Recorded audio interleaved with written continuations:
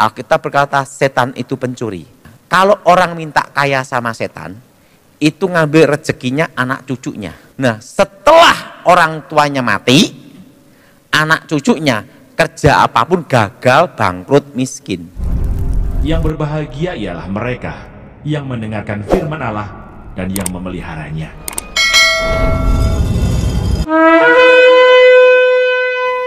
Saya mau tanya, siapa yang perlu uang? Angkat tangan.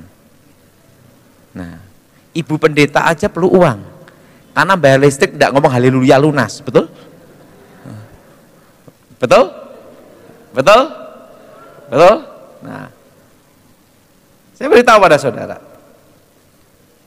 Saya mau tanya, siapa yang percaya setan bisa memberkati seseorang? Angkat tangan. Nah, yang tidak percaya setan bisa memberkati, angkat tangan. Yang ketiga, yang bingung, angkat tangan. Berarti di gereja ini banyak grup orang bingung. Banyak yang bingung, banyak yang bingung. Ini kunci rahasianya. Kenapa sama-sama minta ke dukun, ada yang kaya, ada yang juga tetap miskin.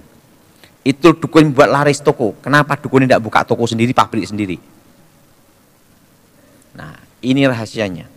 Sebelum saya bertobat, saya tahu hukum, namanya hukum keadilan yang maha kuasa. Orang baik, orang jahat, orang Kristen atau bukan, semua bisa merasakan cahaya matahari. Betul? Betul? Karena keadilan yang maha kuasa. Demikian karena keadilan yang maha kuasa, manusia di bawah kolong langit ini diberinya rezeki, berkatnya masing-masing. Apa saudara? Rezeki, berkatnya apa?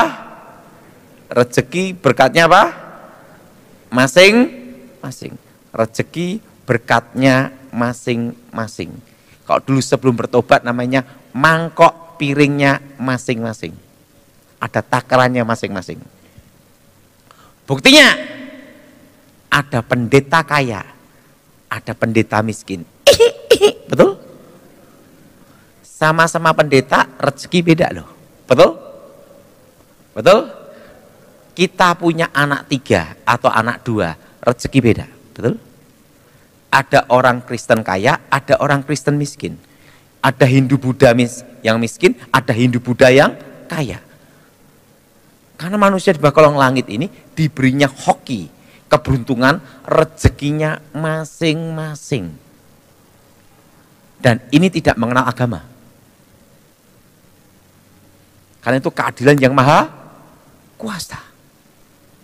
Hanya bedanya kalau kita percaya Yesus, dijamin masuk surga, dan kalau kita setia, berkat itu ditambahkan.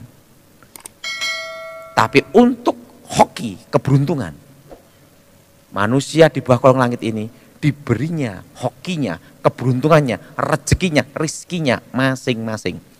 Itu pemahaman saya sebelum bertobat.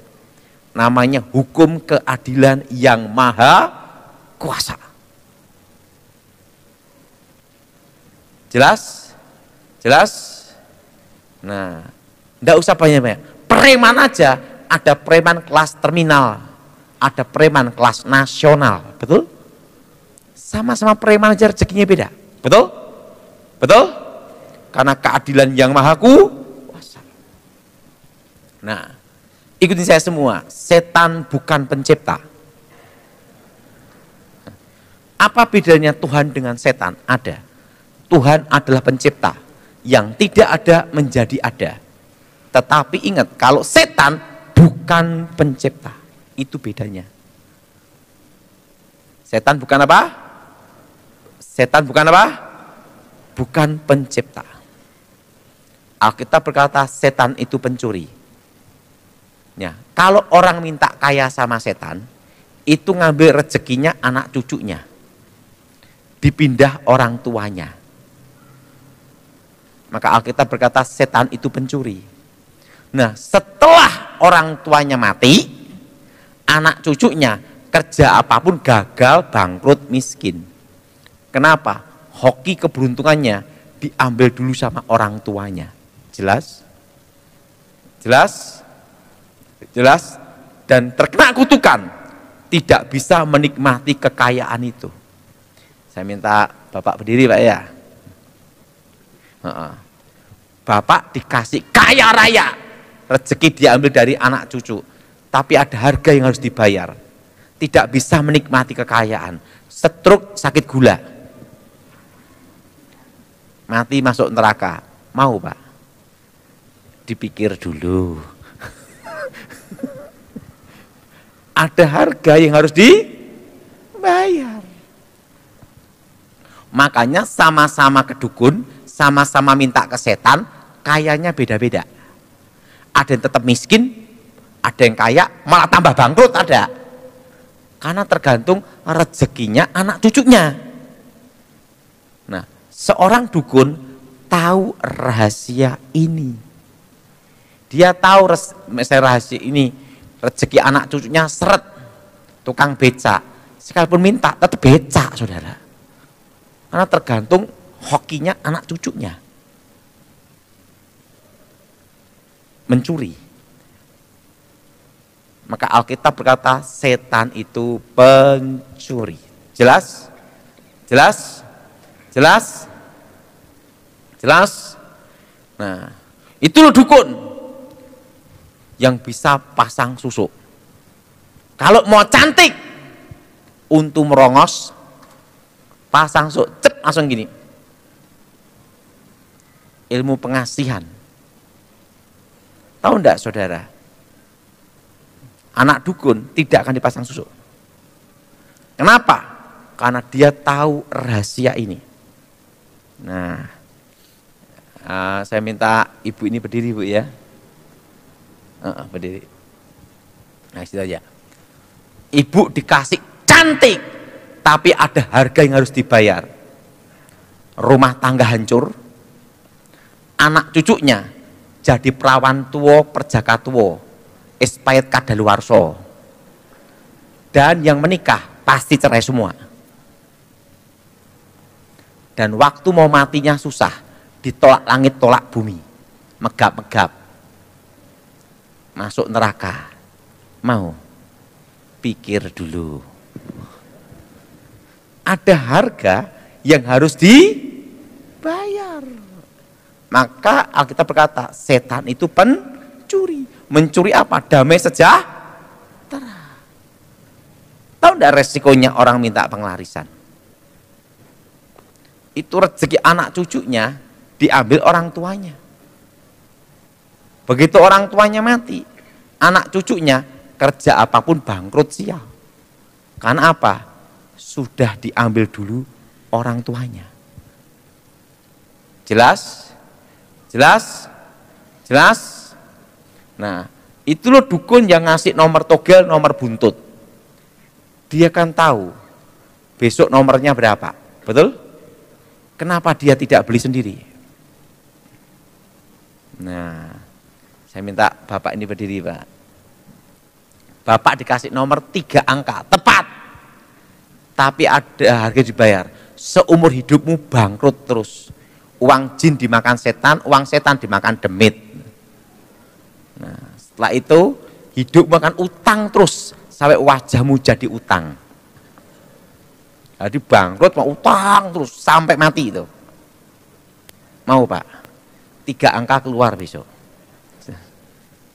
Ada harga yang harus makanya dukun itu tidak akan berani beli nomornya itu sendiri. Tukang ramal tidak akan meramal dirinya sendiri. Karena ada harga yang harus dibayar. Setan tidak pernah memberi manusia gratis. Setan tidak ada ide untuk nolong manusia. Tidak. Karena dia tahu tidak diampuni. Jelas? Jelas? Tidak apa saudara? Seperti orang minta jimat keselamatan. Nabrak becak selamat, nabrak mobil selamat, nabrak kereta api ya tetap mati dah. Wong kereta ada batas kemampuan. Itu keselamatan anak cucunya dipindah orang tuanya. anaknya nanti sering kecelakaan sama sering sakit-sakitan. Nah, jelas? Nah, kenapa orang kalau tidak percaya Tuhan, kalau sakit pergi ke dukun, tapi dukun sakit pergi ke dokter? Kenapa? Karena ada tahu suatu rahasia penting. Nah, Pak Tony sini ya, namanya Tony. Tony. Nah, ada berbagai teknik penyembuhan yang pakai kekuatan media. Kekuatan apa, saudara? Kekuatan apa? Media. Misalnya gini. Ini saya langsung lihat gini. Wah, ini bapak ini sakit paru-paru. Wah, duit entek ya.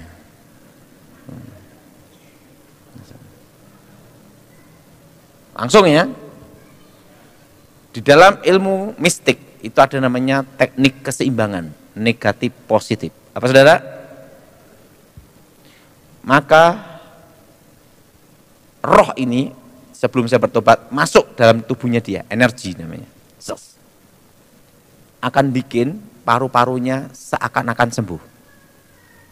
Ingat, seakan-akan apa? Nanti 5-10 tahun lagi kumat lebih parah. Sudah? Waktu energi ini masuk, berarti ada energi yang keluar. Harus ada energinya dia yang keluar untuk masuk ke saya, supaya seimbang. Betul? Nah, di dalam tubuh manusia itu ada namanya tuh antibodi. Nah, dulu belum bertobat namanya inti kehidupan. Itu ada di sini, saudara. Sampai tulang ekor. Makanya kalau tulang ekor ini duduk, blek, patah, lumpuh orang.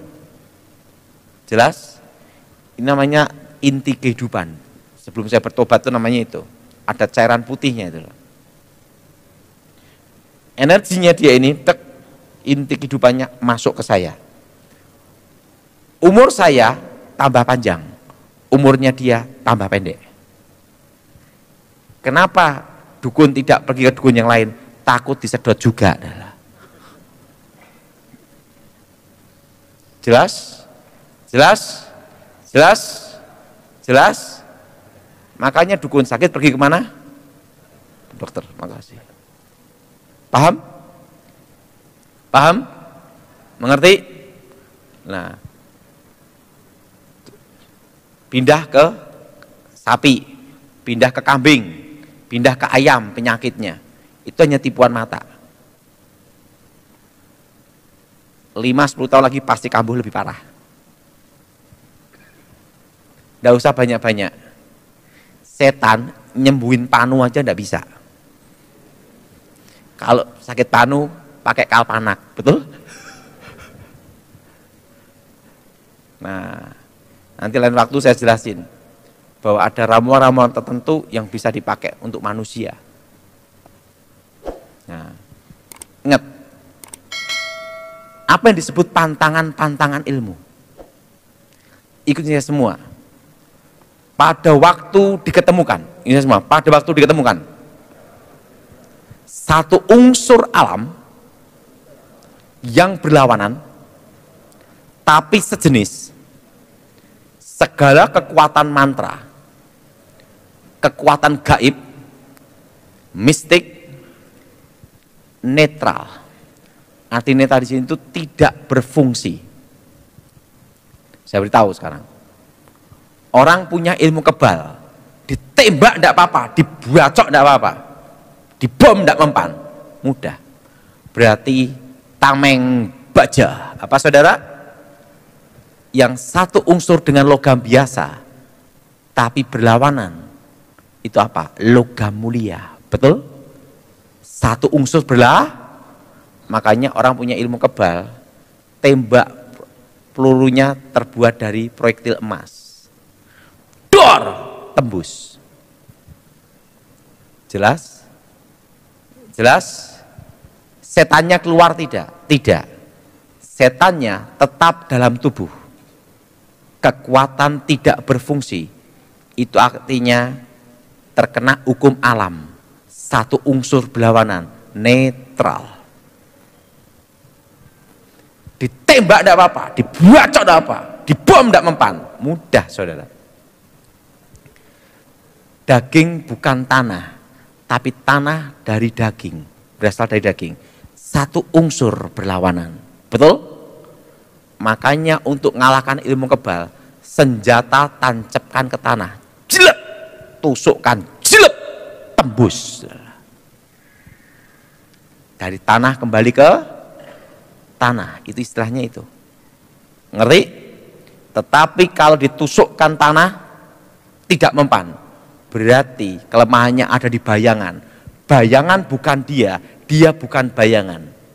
Tapi bayangan berasal dari dia. Satu unsur berlawanan. Tusuk bayangannya, jelek. Tusuk orangnya, les, tembus. Jelas?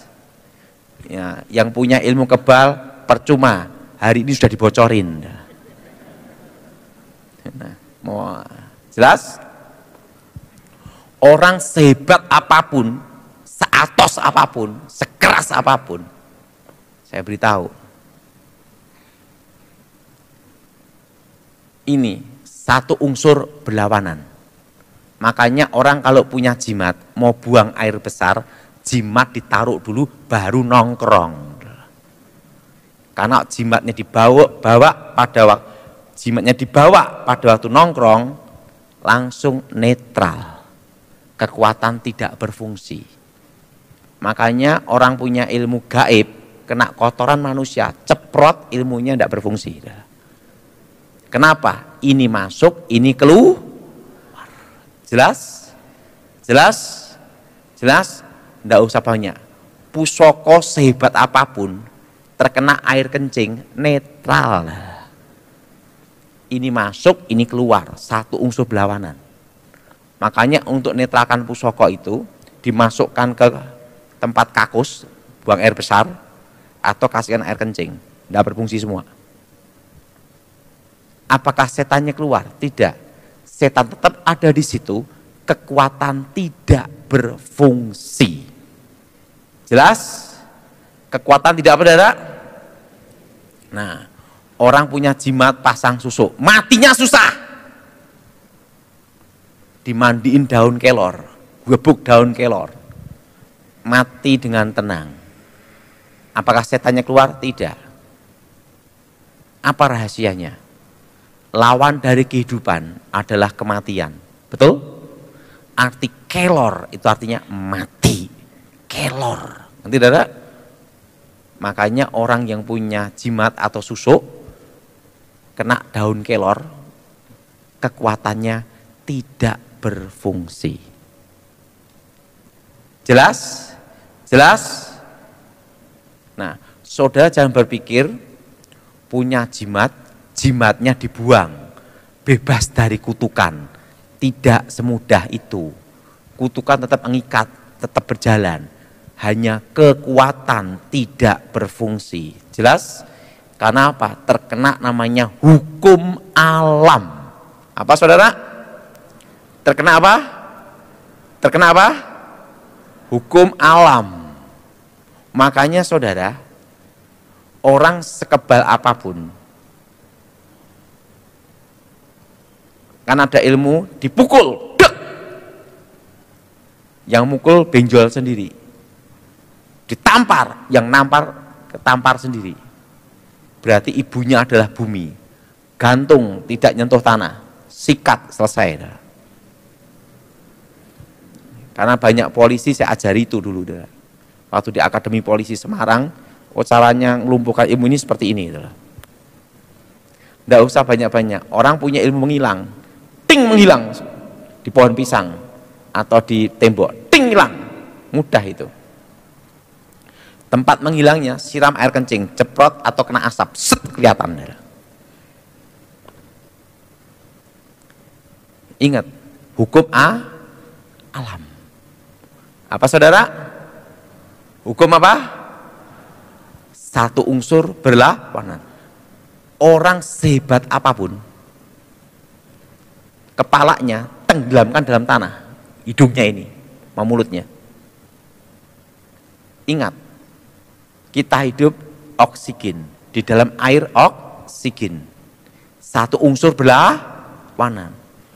Makanya zaman dulu orang yang kebal-kebal tenggelamkan dalam air. Ilmunya tidak berfungsi semua, mati semua. Betul? Kenapa? Ingat. Satu unsur berlawanan. Oksigen. Air juga apa? Oksigen.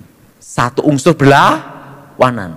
Orang sekebal apapun, zaman PKI dulu, dikarungin, masukkan sungai. Betul? Penjahat, preman yang kebal, masukkan ke sungai, pasti mati. Intinya apa? Ada di sini. Mulut dan hidung, nafas. Jelas? Tidak usah banyak-banyak.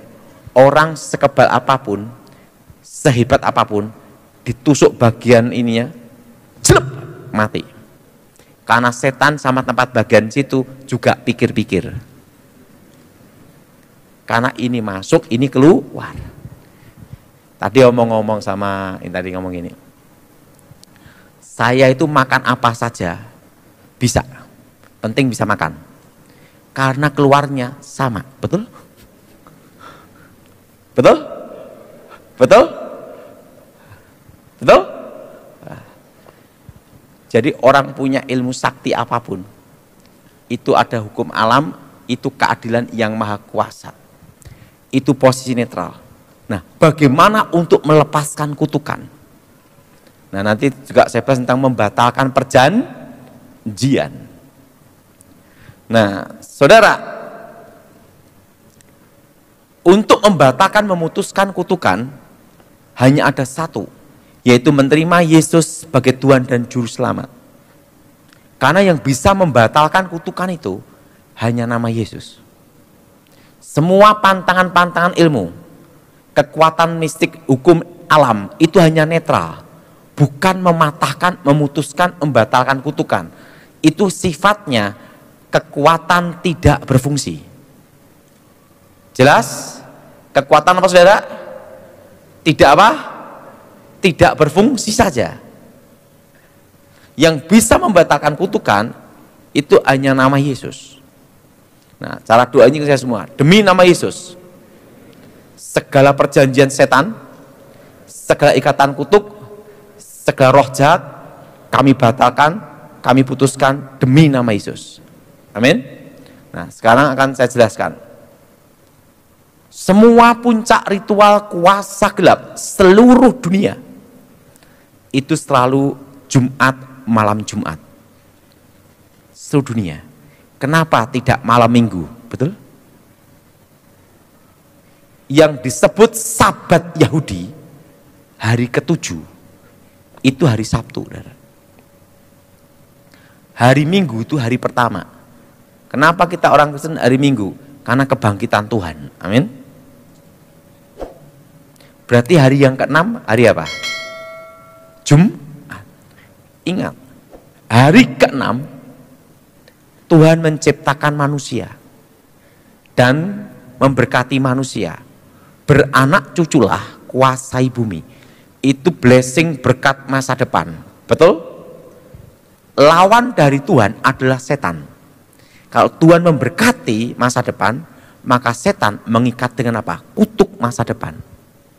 Makanya ritual puncak kuasa gelap seluruh dunia itu selalu hari ke-6, hari Jumat, malam Jumat, sampai terkenal Jumat Kliwon. Betul?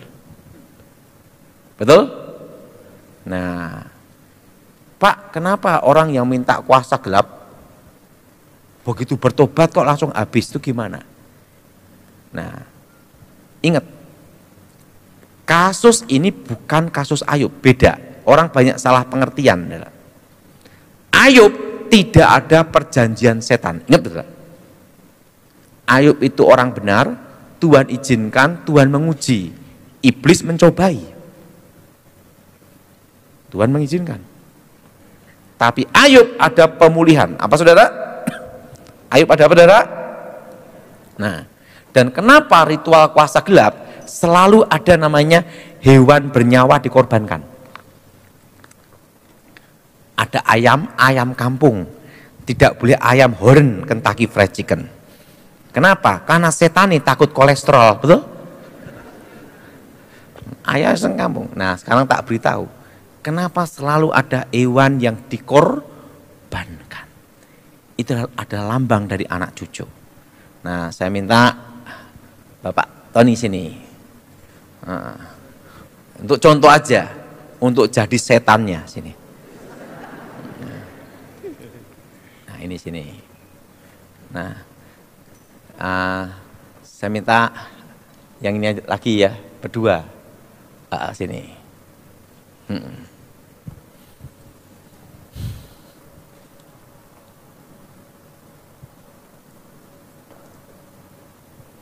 Oke, sini.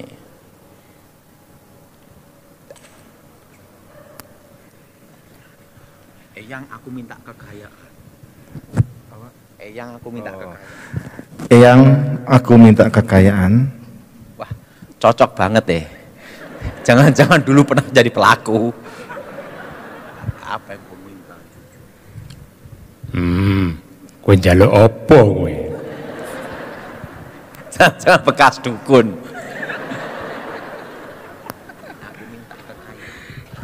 Aku minta kekayaan, nama besar, penglarisan.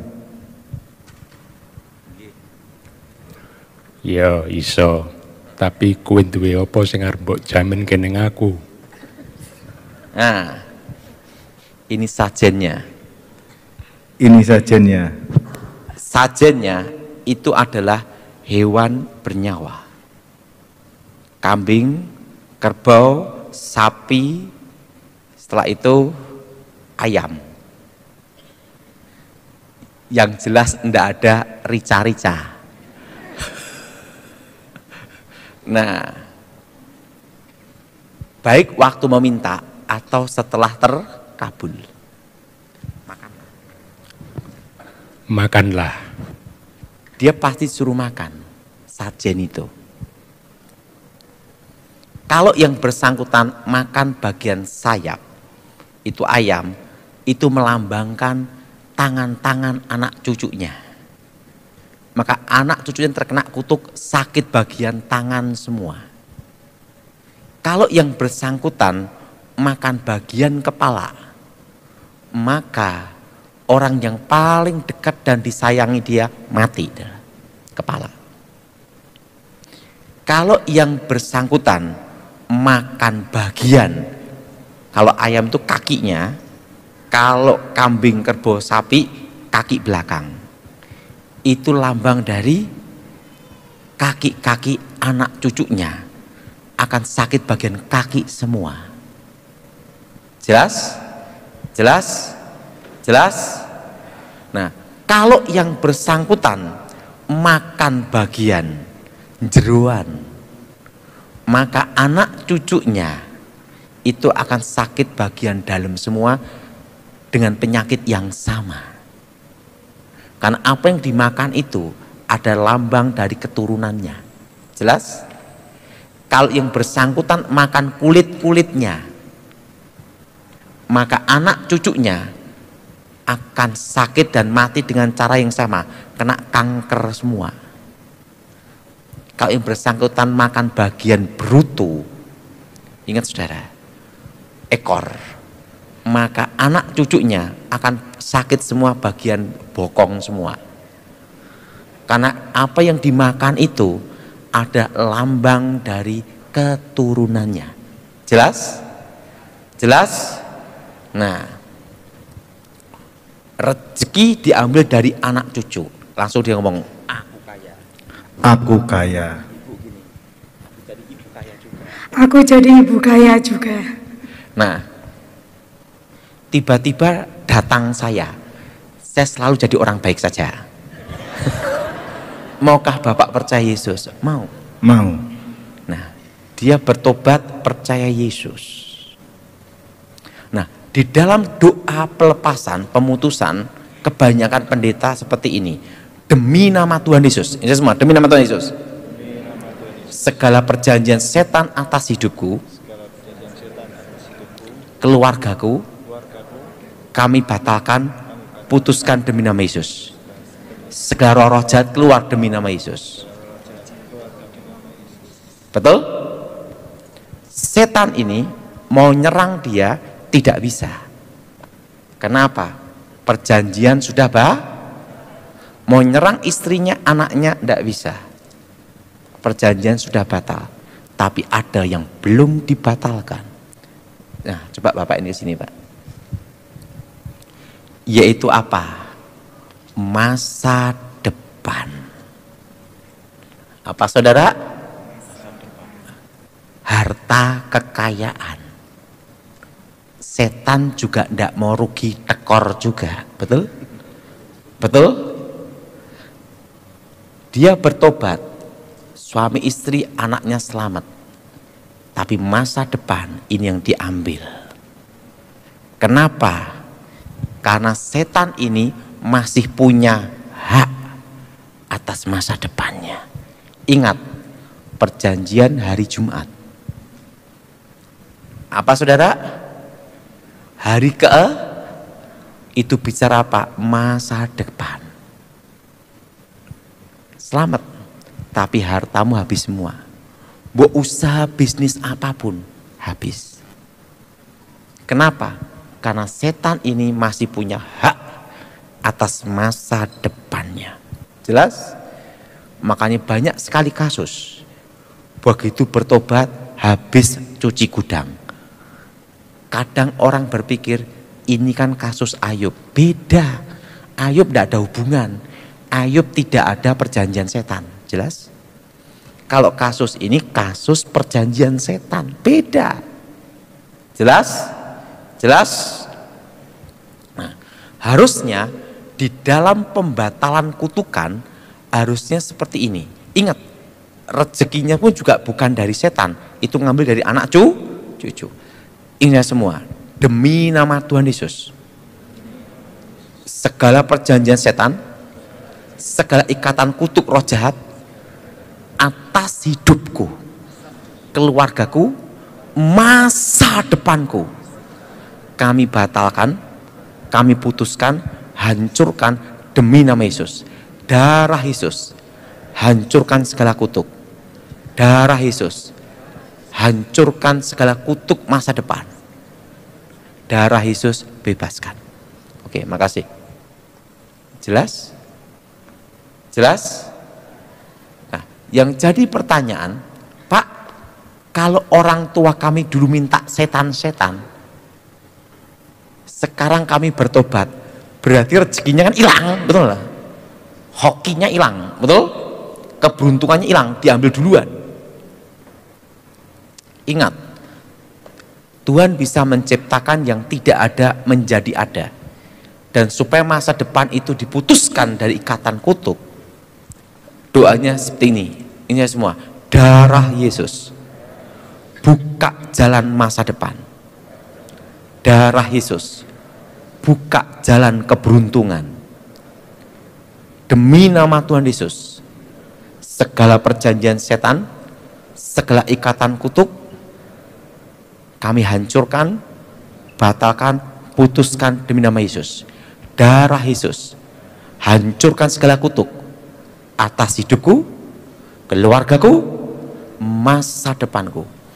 Nah, kalau itu pabrik, sebut pabriknya.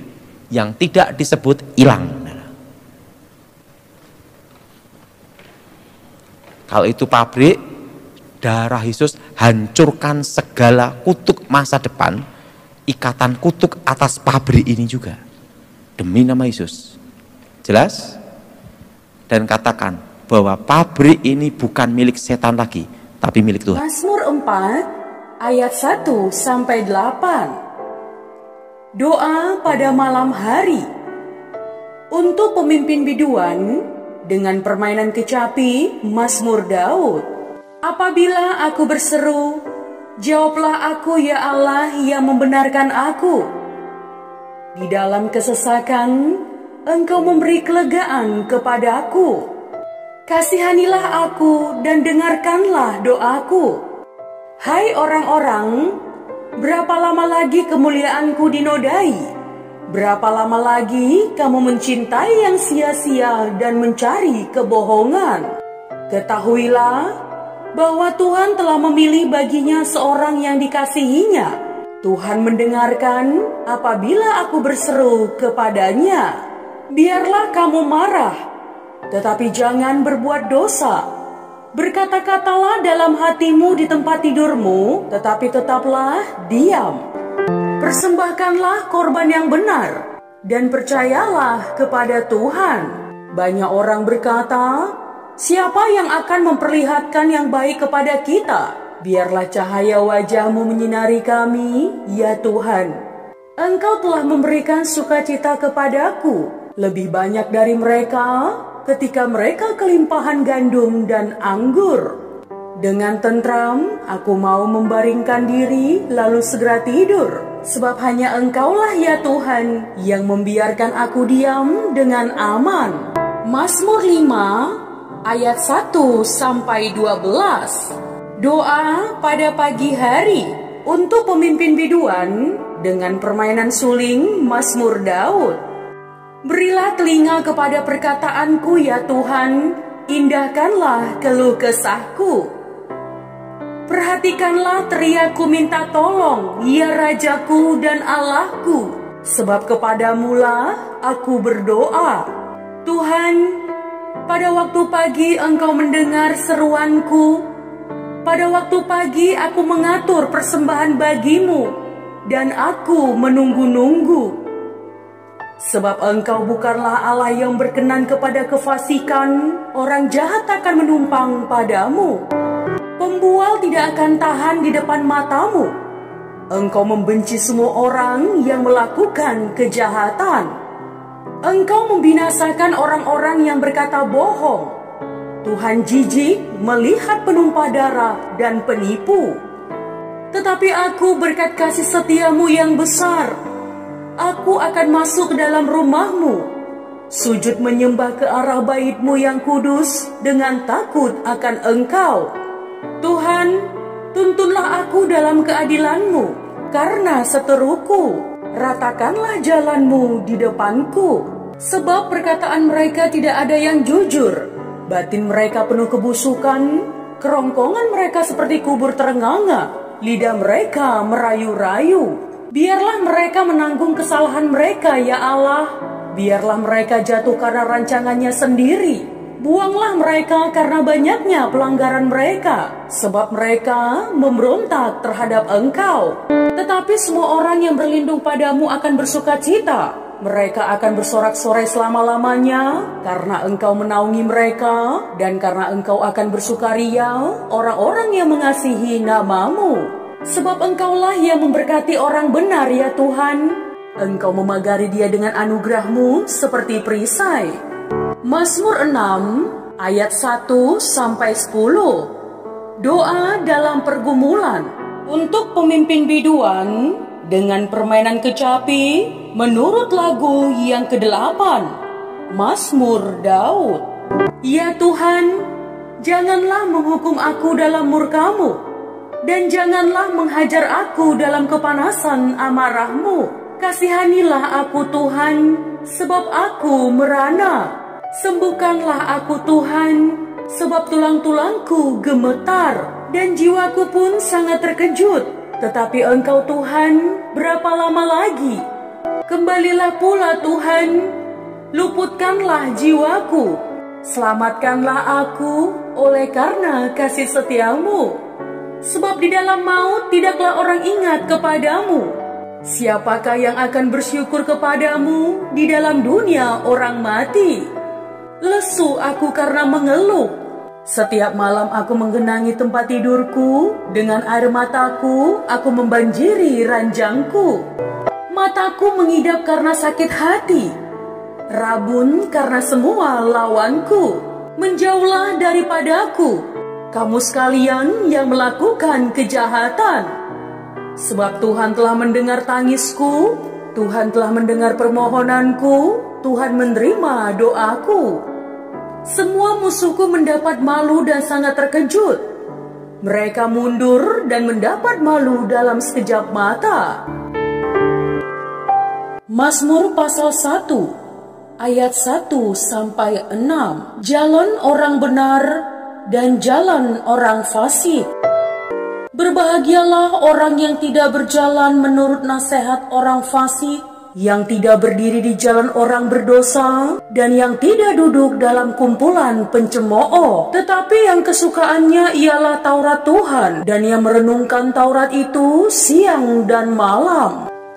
Ia seperti pohon yang ditanam di tepi aliran air. Ia menghasilkan buahnya pada musimnya, dan yang tidak layu daunnya, apa saja yang diperbuatnya berhasil. Bukan demikian orang fasik.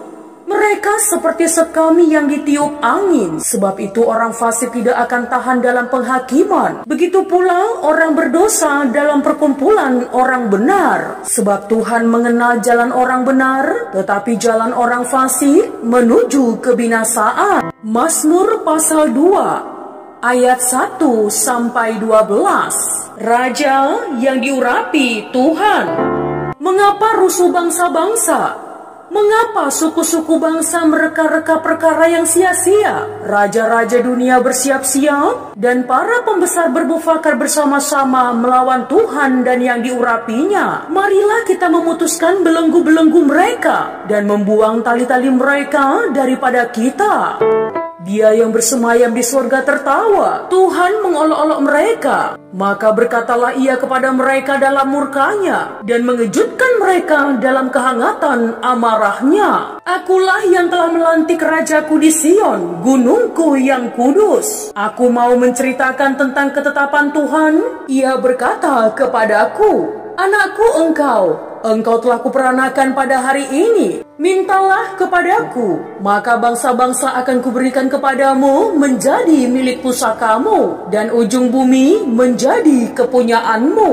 Engkau akan meremukkan mereka dengan gada besi, memecahkan mereka seperti tembikar tukang periuk. Oleh sebab itu, hai raja-raja, bertindaklah bijaksana, terimalah pengajaran, hai para hakim dunia. Beribadahlah kepada Tuhan dengan takut, dan ciumlah kakinya dengan gemetar, supaya ia jangan murka dan kamu binasa di jalan, sebab mudah sekali murkanya menyala. Berbahagialah semua orang yang berlindung padanya. Mazmur pasal 3 ayat 1 sampai 8. Nyanyian pagi dalam menghadapi musuh. Mazmur Daud ketika ia lari dari Absalom anaknya. Ya Tuhan, betapa banyaknya lawanku, banyak orang yang bangkit menyerang aku, banyak orang yang berkata tentang aku, baginya tidak ada pertolongan daripada Allah. Tetapi Engkau Tuhan adalah perisai yang melindungi aku. Engkaulah kemuliaanku dan yang mengangkat kepalaku. Dengan nyaring aku berseru kepada Tuhan, dan Ia menjawab aku dari gunungnya yang kudus. Aku membaringkan diri lalu tidur. Aku bangun sebab Tuhan menopang aku. Aku tidak takut kepada puluhan ribu orang yang siap mengepung aku. Bangkitlah Tuhan, tolonglah aku ya Allahku. Ya, Engkau telah memukul rahang semua musuhku dan mematahkan gigi orang-orang fasik. Dari Tuhan datang pertolongan, berkat-Mu atas umat-Mu. Tak selalu Tuhan menjawab doa, namun Dia beri yang terbaik di waktu yang tepat. Yang berbahagia ialah mereka yang mendengarkan firman Allah dan yang memeliharanya.